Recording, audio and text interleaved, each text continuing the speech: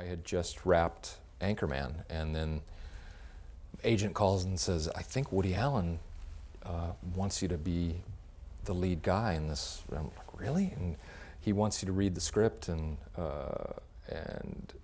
so I read it and thought it was really wonderful, and then I thought it was just, you know, if I like it, then they're going to tell him that I'm interested, and then he'll decide. But he was like, okay, it's yours if you like the script.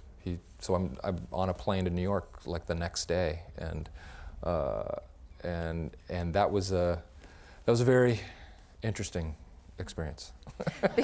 Because in Woody Allen's films, and where he's not necessarily playing Yes. himself, then he often has a kind of on-screen avatar.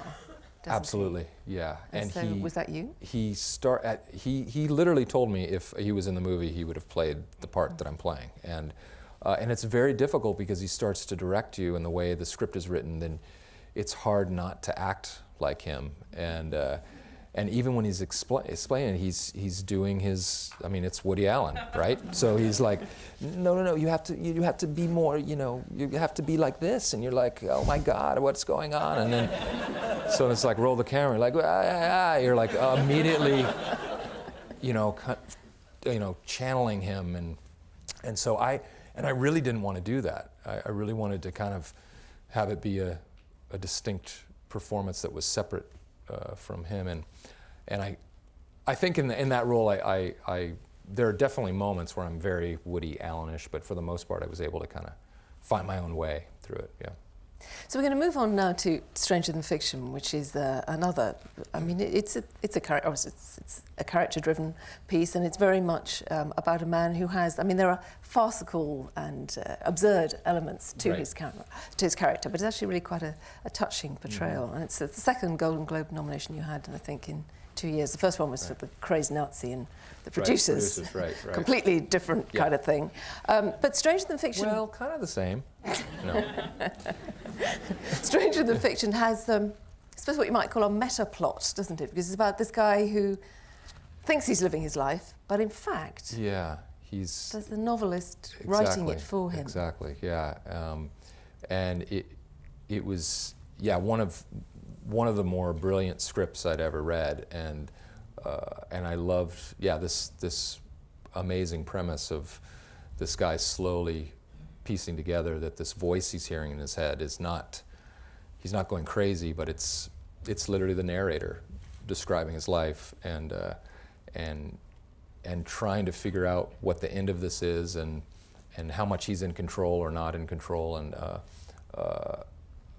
I kind of couldn't believe that I got the part, because Mark Forrester, the director, was debating whether he wanted to use a dramatic actor who could play comedic moments or a comedic actor who could be dramatic, and he said he felt like I could pull off the drama part, and took a big chance on me, and I'm forever grateful, because it's one of my favorite movies. Now, I guess in some ways, Step Brothers is a sort of logical outcome of a whole lot of characters who you played, where there's this sort of arrested development idea in it. So did you decide just to push it to the maximum?